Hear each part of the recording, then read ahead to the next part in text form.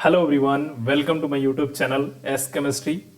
आज की इस वीडियो से मैं आप लोगों का एक नया वीडियो सीरीज का लेक्चर स्टार्ट करने जा रहा हूं, जिसमें मैं आप लोगों से प्रीवियस ईयर जो भी नेट और गेट के क्वेश्चंस आए हुए हैं वो डिस्कस करूंगा, ताकि आप लोगों का जो अपकमिंग नेट का एग्ज़ाम आ रहा है 2020 का, उसके लिए आप मेंटली रूप से और स्ट्रांग हो और आपका जो कॉन्सेप्चुअल है वो और ज़्यादा क्लियर हो पहले से। तो देखिए, मेरा ये जो वीडियो सीरीज लाने का मोटो ये है कि आप लोग जैसे अभी पढ़ रहे हो तो आप लोगों का सिलेबस क्या है कि कुछ चीज़ें रह गई हैं, कुछ नहीं हुआ है कंप्लीट। ठीक है, फिर भी आप लोगों को मतलब जैसे कुछ बहुत सारी चीज़ें पढ़े हुए रहते हैं, फिर भी थोड़ा बहुत डर रहता है कि यार एग्जाम में पता नहीं सही होगा कि नहीं होगा। ठीक है, तो देखिए जो पेपर का पैटर्न है, पहले जो CSIR कराता था और अभी जो है NTA करा रहा है, तो दोनों में ये मुझे डिफरेंस देखने में आया कि जो CSIR कराता था क्वेश्चन, वो थोड़े से मतलब लेंदी क्वेश्चन थे। मतलब कुछ क्वेश्चन लेंदी आते थे और कुछ जो है कॉन्सेप्चुअल भी थे। बट वहाँ पर कुछ क्वेश्चन ऐसे थे जिनको मेमोरी बेस्ड क्वेश्चन बोल सकते हो आप। लेकिन अभी जो NTA के क्वेश्चन आ रहे हैं, ये टोटली जो है कॉन्सेप्चुअल बेस्ड हैं और बहुत ही बेसिक क्वेश्चन पूछे जा रहे हैं। तो आप लोगों को सिर्फ ये ध्यान देना है कि सिर्फ आपको एक पर्टिकुलर डायरेक्शन में ही मेहनत नहीं करना है, स्मार्ट तरीके से मेहनत करना है, ताकि आप जो अपकमिंग एग्जाम में बैठ रहे हो उसको इजीली क्लियर कर सको। तो मेरा जो ये मोटो है यही है कि आप लोगों को क्वेश्चन का अप्रोच बताना, कि आप कैसे क्वेश्चन के मतलब क्या पूछ रहा है और कहाँ तक आप समझ रहे हो क्वेश्चन को। ठीक है, सबसे इंपॉर्टेंट चीज़ें यही होती हैं आपको जो मतलब कॉम्पिटेटिव एग्ज़ाम है उसको क्लियर करने का। तो ज़्यादा टाइम वेस्ट नहीं करते हुए आपकी वीडियो को स्टार्ट करता हूँ। तो अगर आप लोगों को मेरे ये वीडियो पसंद आ रहे हैं तो यार प्लीज़ चैनल को लाइक, शेयर और सब्सक्राइब जरूर करिए। तो चलिए स्टार्ट करते हैं 2019 से क्वेश्चन पेपर से। तो पहला क्वेश्चन है कि the hydrogen atomic orbital given है nr² e⁻⁻r/3a0। ये रिप्रेजेंट करता है कौन से ऑर्बिटल को। तो देखिए, इस टाइप के जब आपके पास क्वेश्चन पूछे जाते हैं तो आपको ध्यान रखना है कि जो ये पार्ट है ये आपका यहाँ तक रेडियल पार्ट है। ठीक है, ये रेडियल पार्ट है, जबकि ये जो पार्ट है ये आपका एंगुलर पार्ट है। हाँ, तो दो चीज़ें हैं। देखिए, आपको इस टाइप के अगर क्वेश्चन दिए हो तो आप कैसे निकाल सकते हो। पहले तो आपका जो वेव फंक्शन है, देखिए वहां पर आर की पावर जो दिया होगा, मतलब मिनिमम आर की जो पावर होगा वो होगा आपका एल। ठीक है, एजीम्यूथल क्वांटम नंबर एल। ठीक है, मिनिमम पावर ऑफ आर। तो यहां से आप सिंपल निकाल सकते हो कि r⁻² है तो l की वैल्यू 2 होगी। इसका मतलब हमारा जो ऑर्बिटल है वो d होगा। ठीक है, अब देखिए e⁻⁻r/3a0, तो ये जो फंक्शन है इसको आप कंपेयर कर सकते हो e⁻−zr/na0। ये स्टैंडर्ड फॉर्म होता है कोई भी वेव फंक्शन अगर लिखा गया है तो ये जो z होता है वो उसके एटॉमिक नंबर को रिप्रेजेंट करता है। हाइड्रोजन है तो z की वैल्यू 1 होगी। तो -r/na0 इक्वल टू -r/3a0। तो n की वैल्यू यहाँ से आपको सिंपली मिल गई 3। तो आप देखो, हमेशा इजी पाथ फॉलो करो। ठीक है, यहाँ पे आप लोगों को बहुत सारे लोग बताएंगे कि हाँ आप यहाँ पे जैसे cos स्क्वायर थीटा की वैल्यू से आप l की वैल्यू निकाल सकते हो। ठीक है, फिर यहाँ पर इस चीज़ों को मतलब कॉम्प्लिकेटेड तरीके से बताएंगे, लेकिन मैं आपको यही बोलूँगा कि जो r की मिनिमम पावर है वो l होती है। ठीक है, आप सिंपली इसको निकाल सकते हो। अगर यहाँ पे जैसे अगर r यहाँ पे भी इंक्लूड है, आपका r यहाँ पे भी है, तो r की पावर कॉमन ले लो। ठीक है, सपोज r की पावर क्यूब हो जाएगा तो l की वैल्यू आपकी 3 हो जाएगी। तो इस तरीके से आपको देखना है। ठीक है, अगला क्वेश्चन देखते हैं हम आपको। देखिए, ये क्वेश्चन है कि the Miller indices for the plane as shown in the figure and parallel to C axis is. तो आप देखिए, यहाँ पर आप मिलर इंडिसेस कैसे निकालते हो। पहले तो आपको पता होना चाहिए कि इंटरसेप्ट कितना है ABC का। तो देखिए, यहाँ पर ये दिया हुआ है कि ये इधर A है और इधर B है। तो यहाँ पर A पर कितने पॉइंट जा रहा है, 1 2 3 और 4, जबकि B पे कितने पॉइंट गया है, 2 है। तो आप B पे इंटरसेप्ट इसका 2 दिखा सकते हो, जबकि A पे इसका इंटरसेप्ट 4 है। ठीक है, तो ये 4 है, और सी पे कितना है, सी पर ये नहीं दिखा रहा है, सी एक्सिस के पैरेलल है, तो ये इनफाइनाइट पे सपोज कट कर रहा है। तो इसका अगर आप 1/, देखो आप मिलर इंडिसेस कैसे निकालते हो, जो इंटरसेप्ट होता है उसको आप 1/, कर देते हो, तो ये 1/4 हो जाएगा, राइट। तो ये 1/4 हो गया, और ये 1/2 हो जाएगा, और ये 1/∞ हो जाएगा। तो आपका कितना मिलेगा, ये आप इंटीजर में कन्वर्ट करोगे इसको, तो 4 से मल्टीप्लाई कर दो तो ये कैंसिल हो जाएगा, तो ये 1 आएगा। यहाँ पे आप मल्टीप्लाई करोगे तो ये मिलेगा 2, और ये मिलेगा 0। तो ये 1, 2 और 0 इसका जो है करेक्ट ऑप्शन होगा। तो देखिए क्वेश्चन इजी था, बस आप लोगों को ध्यान देना था। अब आप क्या होता है कि कई बच्चे समझ नहीं पाते यार कि ये पॉइंट का क्या लफड़ा है, ठीक है। तो आप ध्यान दो, हाँ क्या चक्कर है ये आप ध्यान दो कि हाँ मतलब ये यहाँ पर 2 पॉइंट पे इंटरसेप्ट कर रहा है, यहाँ पे 4 पॉइंट पे इंटरसेप्ट कर रहा है, तो इस तरीके से आपको चूज करना है। क्लियर है बात, समझ रहे हैं आप। अगला क्वेश्चन देखिए, the cell potential of silver electrode connected to standard hydrogen electrode, ठीक है, at 298 kelvin is closest to 0 point and assume that the activity of KCl इतना दिया है, ठीक है। तो आप इसको देखो, आपको तो ये पता है कि यार स्टैंडर्ड हाइड्रोजन इलेक्ट्रोड पोटेंशियल जो है उसका जो रिडक्शन पोटेंशियल होता है वो 0 होता है। तो यहाँ पर आपको एक चीज तो क्लियर हो गई कि जो ये पोटेंशियल दिया हुआ है सिल्वर, ये काम करने वाला है एज अ कैथोड, और हाइड्रोजन काम करने वाला है एज अ एनोड। तो आप इसको समझ गए, क्लियर क्या है। और पूछा क्या है, सेल पोटेंशियल पूछा है, किसी भी सेल का पोटेंशियल पूछा है। तो पोटेंशियल आप कैसे निकालोगे, ठीक है। तो पोटेंशियल निकालना है तो E, देखिए यहाँ पर E cell is equal to E cathode minus E anode. तो कैथोड आपका क्या हो गया, सिंपल सिल्वर हो गया, ठीक है, और एनोड हो गया हाइड्रोजन, और हाइड्रोजन का इलेक्ट्रोड पोटेंशियल हमारा स्टैंडर्ड इलेक्ट्रोड पोटेंशियल 0 होता है, ठीक है। तो एट 295 केल्विन पे ये 0 होगा। उसके बाद जो हमारा कैथोड है उसका पोटेंशियल कैसे निकालेंगे, तो E0 माइनस RT/NF, ठीक है, ln। अब देखिए यहाँ पर ये जो कैथोड पे रिएक्शन हो रहा है, ये AgCl एक इलेक्ट्रॉन लेकर के Ag में कन्वर्ट होता है। यही चीज आपको बस ध्यान देना था कि यार कैथोड पे क्या रिएक्शन होता है। अभी तक मैं अपने सारे प्रीवियस वीडियोस में जितने भी मैं इलेक्ट्रोकेमिस्ट्री के पढ़ाया हूँ वीडियो, वहाँ पे आप जाकर के देख सकते हैं। तो वहाँ पे मैंने बताया हुआ है कि जब आप रिडक्शन कराओगे तो इलेक्ट्रॉन लेगा, तो सिंपल ये इलेक्ट्रॉन लिया और ये कन्वर्ट हुआ सिल्वर में। तो आप इसको जो है प्रोडक्ट का रिएक्शन कोसेंट अपॉन रिएक्टेंट का कर दिया हमने, ठीक है। तो इसका जो है ये सॉलिड होता है तो इसका एक्टिविटी 1 होगा, ये भी सॉलिड है तो 1 होगा। तो Cl माइनस का एक्टिविटी आप यहाँ से देख सकते हो 0.01 दिया है। तो ये आप वैल्यू रख के सॉल्व करोगे तो फाइनली आपको आंसर मिलेगा 0.34 वोल्ट। तो ये क्वेश्चन डिफिकल्ट था क्या, आप सोच के बताओ। देखो cell potential of the silver chloride electrode दिया हुआ था स्टैंडर्ड, हाइड्रोजन का हमको पता था, बस थोड़ा सोचना था कि यार हाइड्रोजन का तो इलेक्ट्रोड पोटेंशियल 0 होता है, तो अगर जिसका रिडक्शन पोटेंशियल इलेक्ट्रोकेमिकल सीरीज में जितना ऊपर होता है, मतलब जितना निगेटिव होता है, ठीक है, वो एनोड की तरह काम करता है, जितना पॉजिटिव होता जाएगा वो कैथोड की तरह काम करेगा।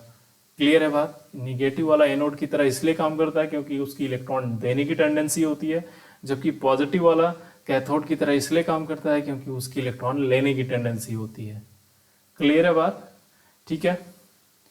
अगला क्वेश्चन देखिए, consider the entropy change in the system undergoing the transformation as depicted in the diagram.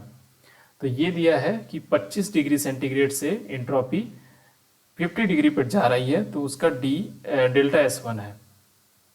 50 से 75 जाने में एंट्रोपी जो है वो डेल्टा S2 है, जबकि वहीं 25 से 75 जब गया है तो डायरेक्ट ये डेल्टा S है।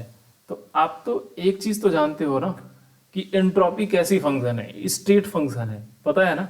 स्टेट फंक्शन मतलब आप एक पॉइंट से दूसरे पॉइंट तक चाहे जिस भी पाथ से जाओ, ठीक है, चाहे जिस पाथ से जाओ वो वैल्यू जो है सेम होगी, तो एंट्रोपी सेम होगा। तो डेल्टा S जो होगा वो delta S1 plus delta S2 के इक्वल होगा। तो एक बात तो ये क्लियर हो गई। तो इसका मतलब है कि ऑप्शन 1 और ऑप्शन 2 में से तो ये नहीं है, ठीक है। अब बचा ऑप्शन 3 और ऑप्शन 4, तो ये दोनों में से हो सकता है। अब आपको क्या देखना है कि 25 और 50 डिग्री सेंटीग्रेड पर इंट्रॉपी कितना होगा। तो इंट्रॉपी डेल्टा एस जो होता है आप यहाँ से देख सकते हैं कि डेल्टा एस क्या होता है कि क्यू रिवर्सिबल बाई टी होता है। तो आप देखो डेल्टा एस जो है इनवर्सली प्रोपोर्शनल है टेम्परेचर के, ठीक है। तो डेल्टा एस वन, अब देखिए टेम्परेचर कम, ठीक है, तो इसका मतलब है कि इंट्रॉपी ज्यादा होगा, तो डेल्टा एस वन ज्यादा होगा compare to delta S two. Clear है बात, समझ में आया? कोई डिफिकल्ट था क्या ये क्वेश्चन? नहीं था ना। अगर आप लोगों को कहीं भी कुछ भी डिफिकल्टी आपको समझ में आ रहा है, देखो पहले आप एक बार सोचो, क्वेश्चन को जितना ज्यादा आप सोचोगे उतना ज्यादा इजीली आप कर पाओगे, ठीक है। मतलब दिमाग में विजुअलाइजेशन होना चाहिए क्वेश्चन का। अगला क्वेश्चन देखिए, ए लिक्विड ऑफ डेंसिटी इतने ग्राम पर centimetre cube limes to a height of 5 centimeter when a capillary with the internal radius of 0.2 millimeter dipped into it, the surface tension of the liquid। तो देखिए ये capillary action से question से पूछा गया है। तो आपको कुछ याद आ रहा है कि जैसे ये कैपिलरी है, कैपिलरी में क्या होता है कि लिक्विड भरा है। अब लिक्विड नीचे क्यों जाता है? क्योंकि उस पर ग्रेविटी लगती है, ठीक है। तो ग्रेविटी कितनी लगती है? उसके मास के बराबर ना, तो mg लगेगी, ठीक है, उसके वेट के बराबर इतनी ग्रेविटी नीचे लगेगी। और ऊपर क्या इसको खींचता है? ऊपर लिक्विड को क्या खींचता है? इसका सरफेस टेंशन भाई, ठीक है। तो इसका सरफेस टेंशन इसको ऊपर खींचता है। तो ये दोनों फोर्स ही क्या होते हैं कि हम ये जब लिक्विड यहाँ पे बना रहता है इक्विलिब्रियम में, तो वो एक दूसरे को बैलेंस करते हैं। तो यही चीज होता है, ठीक है। अब आप देखो यही चीज आपको यहाँ देखने को मिलेगा, ठीक है। तो ये कैपिलरी है, देख रहे हो आप, ठीक है। यहाँ पर mg ये वेट हो गया, हाँ, और ये सरफेस टेंशन है ऊपर की तरफ। तो अगर ये लिक्विड अगर दो शेप में हो सकता है, एक हो सकता है कि कॉन्वेक्स शेप में हो, एक होता है कॉनकेव। तो ये लिक्विड का कॉनकेव शेप है। अब जैसे अगर मरकरी यहीं डीप होता तो मरकरी का क्या होता है कि कॉन्वेक्स होता है, ऐसे ऊपर की तरफ होता है सरफेस, ठीक है। तो यहाँ पर अगर ये वॉल के साथ, कैपिलरी के वॉल के साथ ये लिक्विड का अगर एंगल थीटा है, तो इसका जो वर्टिकल कंपोनेंट आता है जो कि ऊपर की तरह काम करता है वो होता है v cos थीटा, ठीक है, ये पता है। तो देखिए आपका जो है ये लिक्विड का ड्रॉप स्फेरिकल है, सर्कुलर होता है, ठीक है। तो इसका जो सरकमफ्रेंस है वो होता है 2 पाई आर। तो ईच सरकमफ्रेंस पे वो सरफेस टेंशन लगता है ना, ठीक है। तो आप देखो 2 पाई आर कॉस थीटा ये जो पार्ट है, ठीक है, सरकमफ्रेंस का, इस पर सरफेस टेंशन लगता है गामा, और ये इक्वल होता है इसके मास इनटू जी के। तो मास को हम किस में कन्वर्ट कर सकते हैं? वॉल्यूम इनटू डेंसिटी में, ठीक है।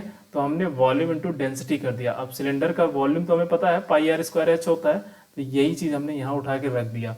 तो फाइनली हमको मिला gamma is equal to rho R H G by 2, और यहाँ पर कॉस थीटा भी आता है नीचे। लेकिन नॉर्मल जो लिक्विड होता है उसमें एंगल जो है 0 मानते हैं हम, अगर वो पूरी तरीके से वेट है तो इसलिए उसकी वैल्यू 1 होती है। लेकिन अगर मरकरी का केस है वहां पे, तो वहां पे कॉस 180 लेते हैं, मतलब थीटा की वैल्यू 180 होती है, तो वहां -1 लेंगे, ठीक है। तो आप सिंपल यहाँ पर गामा की वैल्यू आप कैलकुलेट कर सकते हो। लेकिन अभी भी ये कंफ्यूजन है कि आपका जो यूनिट दिया हुआ है ये ग्राम पर सेंटीमीटर क्यूब में दिया है, तो आपको पहले इसको मीटर केजी पर मीटर क्यूब में कन्वर्ट करना होगा। तो ये 1.1 10⁻³ केजी पर मीटर क्यूब, यहाँ पर भी इसको आप मीटर में कर लो, 0.05 मीटर हो गया। सब चीज को आप SI यूनिट में कन्वर्ट कर दो, फाइनली आपका आंसर मिल जाएगा 0.005।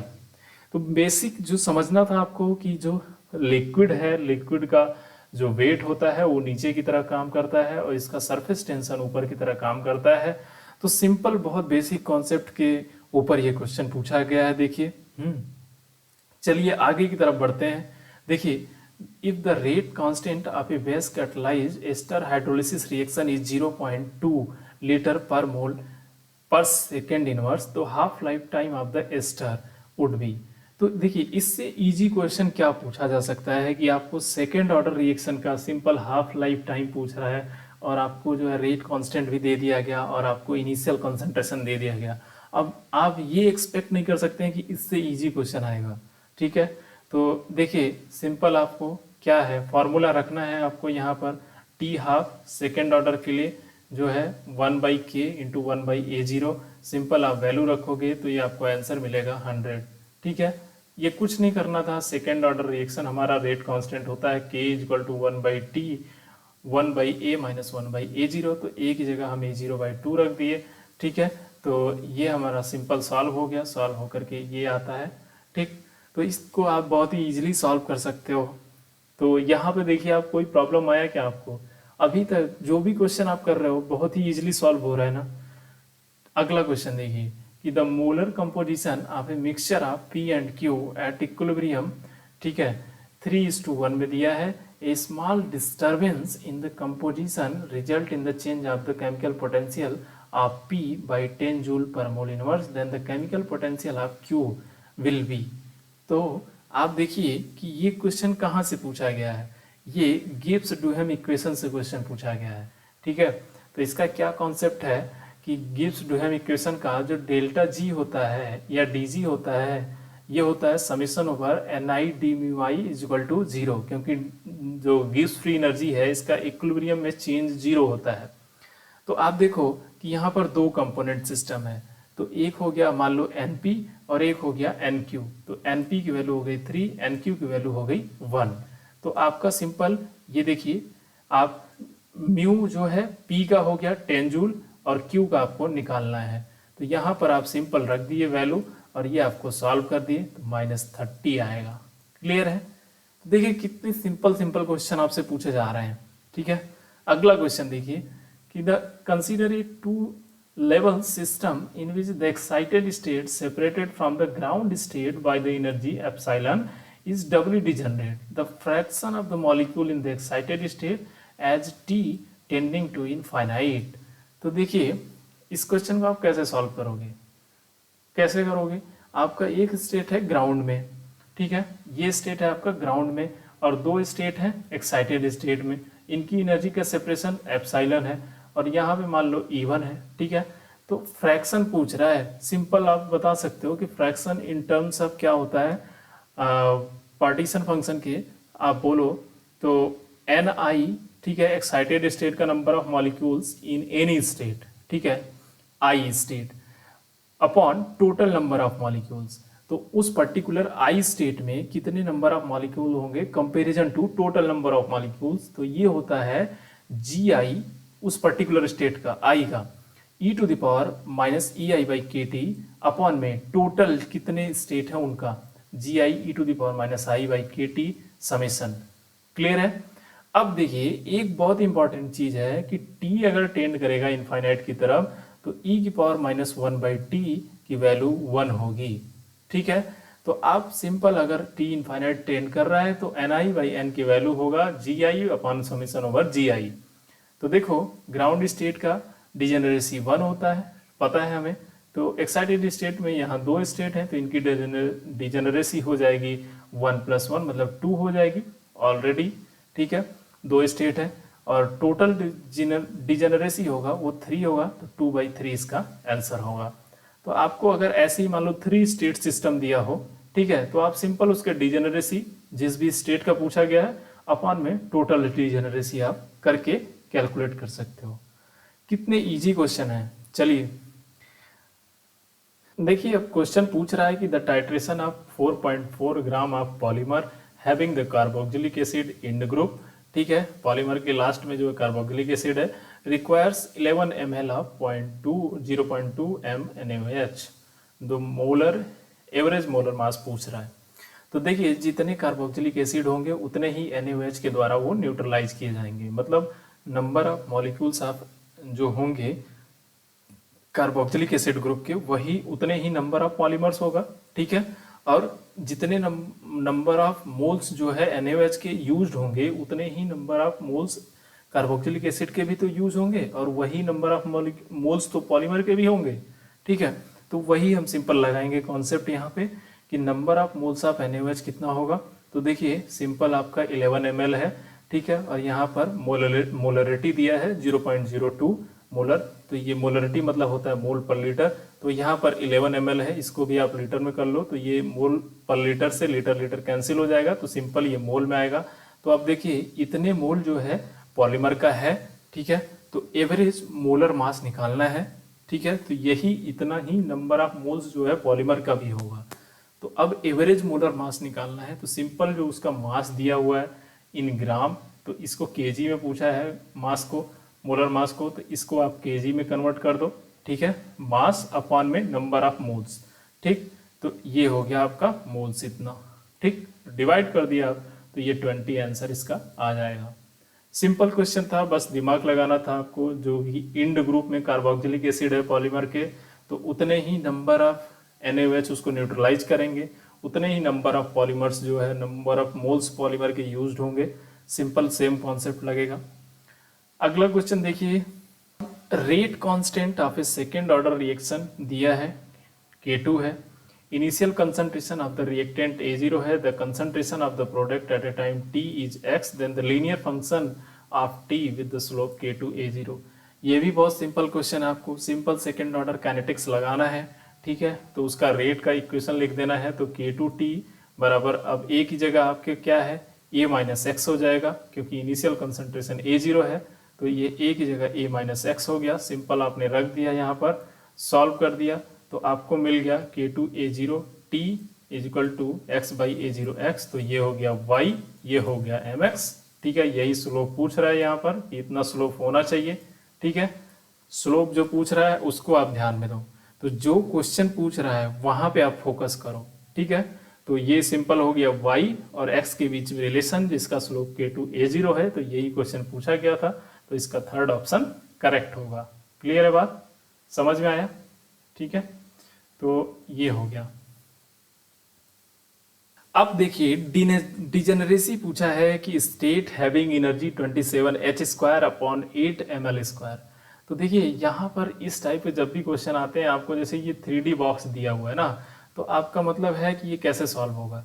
अब देखो ये एनर्जी दिया है 27h² अपॉन 8 ml², तो फॉर 3D बॉक्स के लिए कि क्या होता है कि nx² plus ny² plus nz² बराबर 27 होता है।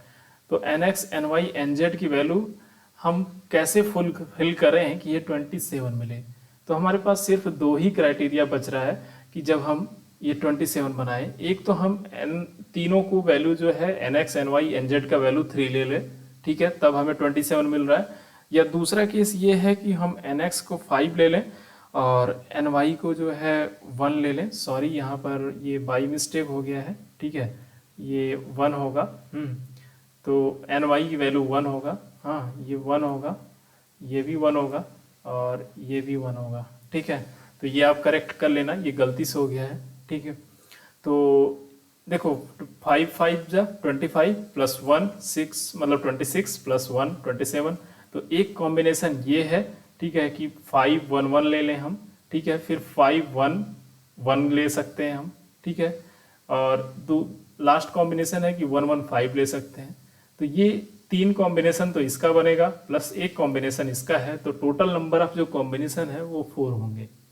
तो अगर आपको इस टाइप के क्वेश्चन दिया रहे और सिंपल आपको डिजेनरेसी पूछे, तो आपको बस यही देखना है कि आपको ढूंढना है कि कितने स्क्वायर पॉसिबल हो सकते हैं। अगर 2D में पूछ रहा है, क्यूब में पूछ रहा है, तो कितने ज़्यादा क्यूब मतलब स्क्वायर करके मैं उनका सम करूं कि जो है हमको वो नंबर मिलना चाहिए, ठीक है। तो ये बस मैथमेटिक्स लगाना है और ढूंढना है, आपको आंसर मिल जाएगा।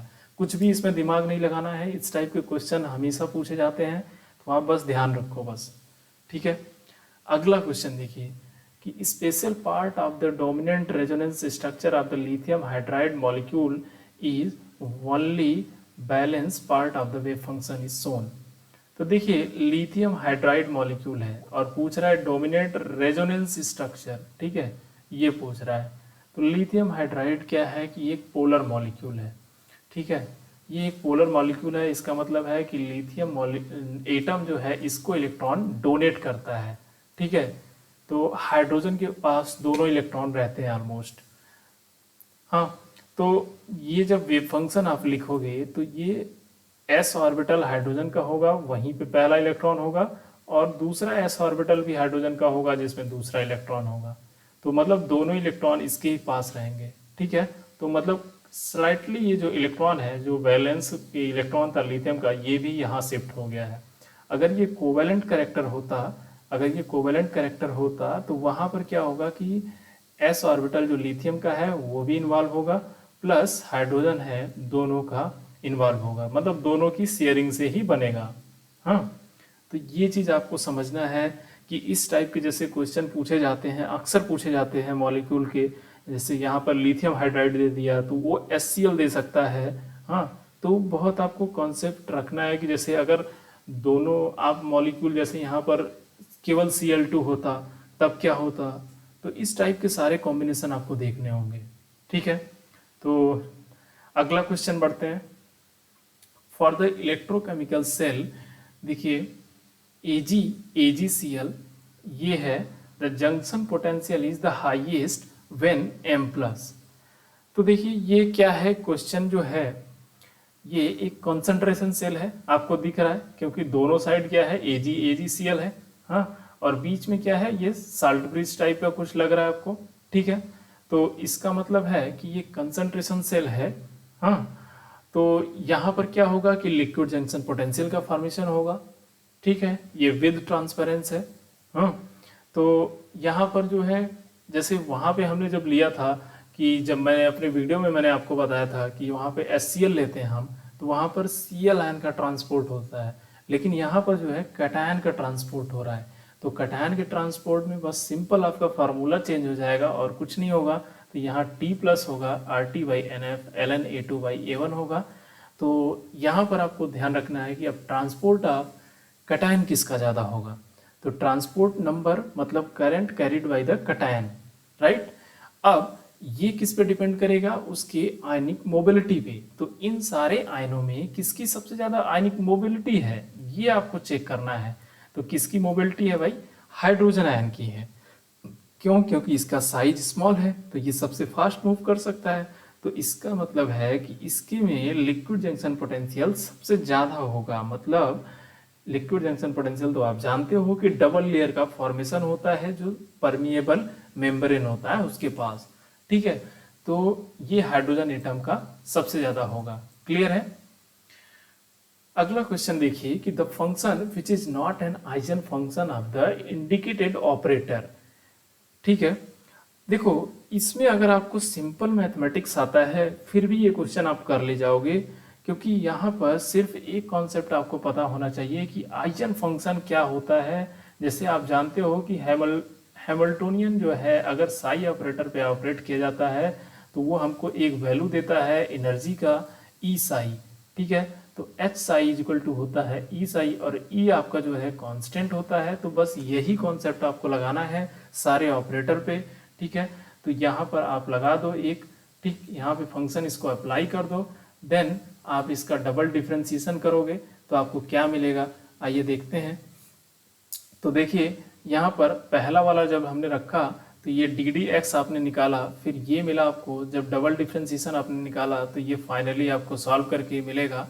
ठीक है, तो आपका जो मेन फंक्शन है कि d2 psi by dx2 minus x square Sai, तो जब मैंने इसको रखा तो ये फंक्शन इससे कैंसिल हो गया और सिर्फ आपका बचा -1 e(x²/2। तो यहाँ जो -1 है ये कांस्टेंट वैल्यू है। तो इसका मतलब है कि हमने जो वैल्यू अप्लाई किया मतलब H psi is equal to E psi, right. ये जो है ये साई ही है, वे फंक्शन ही है। ठीक है, तो ये हो गया आपका आइजन वैल्यू दे रहा है, इसका मतलब ये आइजन फंक्शन है। जब दूसरा मैंने चेक किया तो यहाँ पर क्या मिला कि यहाँ पे +x² है, तो इसका मतलब ये कैंसिल नहीं हुआ, तो ये कांस्टेंट वैल्यू आपको नहीं दिया। तो इसका मतलब है कि यही आइजन फंक्शन नहीं है। बाकी को भी आप चेक कर सकते हो। देखो इसको चेक किया आपने तो -π²/16 मिला है, तो ये भी एक वैल्यू दे रहा है। ठीक है, कांस्टेंट वैल्यू, और लास्ट में सेम ही फंक्शन दे रहा है, तो ये भी आइजन फंक्शन है। फिर अगला भी चेक कर सकते हो आप, इसको देखो आप, ये भी लास्ट में दे रहा है -16, तो ये भी आइजन फंक्शन है। तो इस टाइप से आपको चेक करना है कि कौन आइजन फंक्शन है और कौन आइजन वैल्यू दे पाएगा या नहीं दे पाएगा। ठीक है, बात समझ में आया। अगला क्वेश्चन देखते हैं। The oxidation of NO to NO2 occurs via the mechanism given below। तो ये आपका देखिए मैकेनिज्म दिया गया है। ठीक है, तो dNO2/dt in the presence of large excess of O2 can be written as. तो देखिए सिंपल आपका जो रेट होगा वो किसके प्रोपोर्शनल होगा, N2O2 into concentration of O2। तो आपका जो ये सॉल्व होगा तो ये रेट आपका आएगा रेट इज इक्वल टू, अब देखिए यहाँ पर 2 है मॉलिक्यूल, तो ये 1/2 NO2 /dt हो जाएगा, और ये किसके प्रोपोर्शनल होगा, N2O2 इंटू ऑक्सीजन के। अब यहाँ पर हम इक्विलिब्रियम में अप्रॉक्सीमेशन लगा सकते हैं, क्योंकि N2O2 हमारा इंटरमीडिएट है, तो हमने लगा दिया पहले वाले पे। तो देखिए पहले वाले में N2O2 क्या हो रहा है कि बन रहा है, फॉर्मेशन हो रहा है, तो पॉजिटिव रेट होगा, K1 इंटू NO² होगा, ठीक है। उसके बाद ये देखिए N2O2 इधर कंज्यूम हो जा रहा है, ठीक है, तो ये नेगेटिव हो जाएगा। थर्ड स्टेप में क्या होगा कि फिर से ये जो है अपोजिट है, इसका कंजम्पशन हो रहा है, तो फिर से ये माइनस होगा into concentration of oxygen. Then finally हमने N2O2 की वैल्यू निकाली, तो ये मिला हमको, ठीक है। अब इसकी वैल्यू को हमने ऊपर वाले इक्वेशन में पुट कर दिया पहले वाले में, तो हमको फाइनल ये मिल गया। अब हमको क्या दिया है कि ऑक्सीजन जो है एक्सेस में है, तो ऑक्सीजन का अगर कंसंट्रेशन ज़्यादा होगा तो K2A2 की वैल्यू जो है कांस्टेंट की वैल्यू ये ज़्यादा होगी K इनवर्स से, तो हम इसको निगलेक्ट कर सकते हैं, तो हमको जो मिलेगा सिंपल ये मिलेगा, और फाइनली जो है हम ये सॉल्व करके आंसर निकाल सकते हैं। तो हमको पहला आंसर इसका करेक्ट मिलेगा। तो आपको क्या कुछ करना था इसमें, सिंपल आपको देखो दिमाग लगाना था और सॉल्व करना था, और कुछ भी नहीं है, ठीक है। तो ये अगर आप लोगों को इन सारे क्वेश्चन में से अगर किसी भी क्वेश्चन में अगर कोई डाउट हो, तो आप मुझे मेरे कमेंट सेक्शन में करके पूछ सकते हैं, या मुझे मेरे टेलीग्राम चैनल पे पूछ सकते हैं आप, ठीक है। तो 1 बाई 1 करके मैं ऐसे ही आपके जो है सीरीज लाऊंगा, तो ज़्यादा से ज़्यादा आप क्वेश्चन प्रैक्टिस करिए। मेरा फोकस यही है कि आप लोग जो है अपकमिंग जो नेट एग्ज़ाम है उसमें ज़्यादा कॉन्सेप्चुअल तरीके से क्वेश्चंस को करें और ज़्यादा से ज़्यादा स्कोर करें आप। Thank you so much for watching the video. और अगर आप लोगों को मेरे वीडियो पसंद आए तो प्लीज़ यार चैनल को लाइक शेयर सब्सक्राइब जरूर करिएगा। Thank you so much for watching the video. Have a nice day.